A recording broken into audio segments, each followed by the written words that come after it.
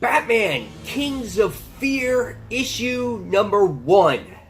6-issue miniseries. Where do I even begin with this?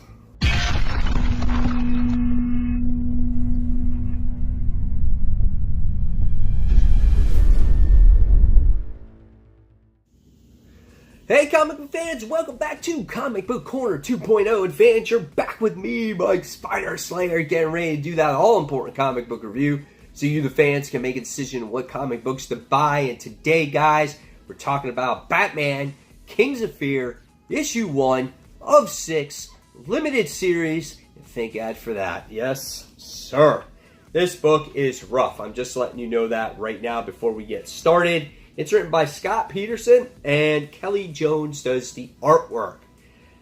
Oh boy, the artwork in this issue is rough at best, okay? They're obviously going for a Nightfall type of feel in this book, the way it is colored and the way it's drawn. Batman's got the super pointy ears, his gloves got just long pointy things at the end of them.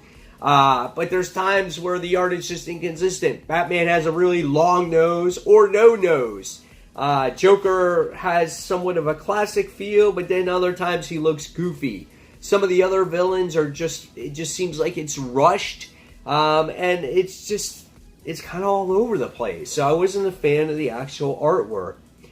So let's talk about the story, or lack of thereof. So, first things first, is we just wind up seeing the Joker, who's in some random place, who's holding a guy hostage by the name of Brian.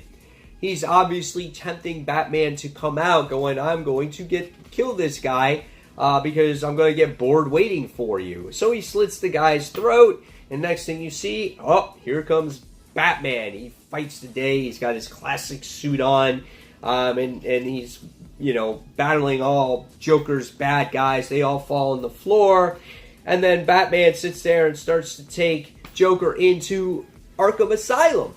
And you just hear some rambling on. Just Joker jabbering. No real plot, no real story. He just says, oh, you're just more angry than usual, and this and that. And nothing there. It's just a drive to Arkham Asylum. So what happens is Batman takes Joker to Arkham Asylum to lock him up. There's this random doctor there. You don't know who this doctor is. You never get a name, of what's going on. And then the next thing you wind up seeing is this doctor's pissed off at Batman. She's like, you just bring him in here. I've had to go through background checks to get my job, and blah, blah, blah, blah. Okay, next thing you see, the alarms go off, and the bad guys had escaped. How did they just escape randomly? And the Joker's there. They locked up the Joker. 2 seconds ago, he was just in Batman's hands. All of a sudden, he escaped, and now he released all the other bad guys? So you get this crazy brief description of all the villains that escaped. Not even a description, just a couple of names. And then you just see panels of fighting. Boom, boom, boom. And Batman turns off the lights because the villains are kind of like, oh, we're going to stop you, Batman. And Batman's like, oh yeah, well, I'm just going to turn off the lights and I'm going to kick all your guys' asses. Next thing you see is Batman stops them all by using Mr. Freeze's powers or whatever it is. And then the doctor's like, what's wrong with you, Batman? You're resorting to violence. It shows you that you're just like them, that violence is the only way that we can actually solve things. What's wrong with you, Batman? And then you get the orderly that sits there and goes, I got bad news, but Scarecrow, he just escaped. And it's just like, okay. So then Batman just leaves. He goes outside Arkham Asylum. And next thing you see Scarecrow. He just looks weird. And he just goes, boom. And scares Batman. He sits there and sprays his gas, his Scarecrow gas. And then he's just like freaking out. And that's the issue. Wow. What a great way to reintroduce Scarecrow or introduce him into this story. He just randomly escaped. You never actually saw him. He's just there. What a crap-ass setup of a story to get Scarecrow started in this whole thing, right? I mean, let's just introduce the Joker, who's just holding somebody hostage. We'll take him to Arkham Asylum, and then Scarecrow just randomly escapes. There's no main characters. The only guy that you got a name for a character was Brian, and that was the guy that Joker killed.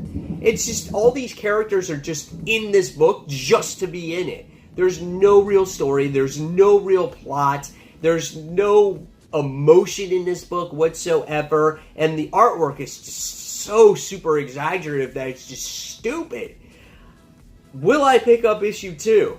I don't know. I want to see maybe where the second issue goes, if we'll have a better story with Scarecrow introduced to it now that he's just been placed in this story. But if you don't have the extra money to spend, do not spend $3.99 on this. I give it 1 out of 5 stars. So guys, in the comments below, tell me if you read this book, and if you were thinking about buying it, did I help you convince it not to buy it? So guys, as always, if you like this video, give it a thumbs up, subscribe to the channel, and don't forget to hit that notification button so you don't miss a single video from me. And guys, as always, thank you so much for watching, and I'll see you in the next comic book review. Take care, fans. Bye.